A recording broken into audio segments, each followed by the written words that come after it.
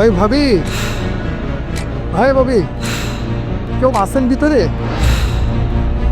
ভাবি, কেউ নেই ঘরে? বাপরে বাপ, আইফোন, এই সুযোগ।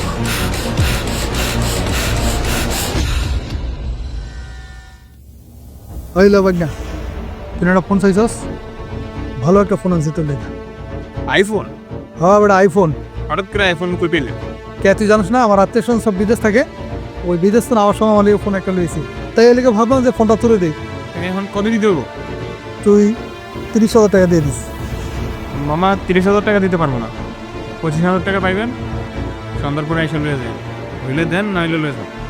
আচ্ছা ঠিক আছে, তুই আমার ভাগ না, তুই 5,000 কম দিলে আমার কোনো দুঃখ নাই। ঠিক আছে, তাহলে বিকালে দিয়ে দিস। আচ্ছা ঠিক আছে। ওকে।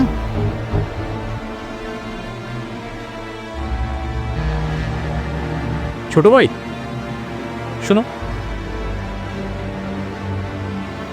জি ভাই, তুমি তো মনে হয় আমাদের বিল্ডিংয়ে দোতলায় থাকো মনে হয়। হ্যাঁ হ্যাঁ, দোতলায় থাকি। তোমাকে একটা কথা বলতে চাইছিলাম, এখানে কেউ সেকেন্ড হ্যান্ড মোবাইল টোবাইল বিক্রি করে? আমার একটা ফোনের দরকার ছিল। তোমার ভাবির ফোনটা হঠাৎ করে চুরি হয়ে গেছে, আজকে 1 সপ্তাহ যাব। একটা ফোন কিনে দিব তোমার ভাবিকে।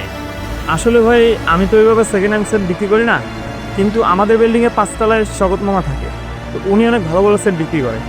ওনার আত্মীয় স্বজন অনেকে দেশের বাইরে, তো ওনারা অনেক ভালো ভালো সেট পাঠায়, তো উনি বিক্রি করে দেয়। ও আচ্ছা আচ্ছা, এই যে আমি কয়দিন আগে এই ফোনটা নিচ্ছি ওনার কাছ থেকে। দেখি দেখি।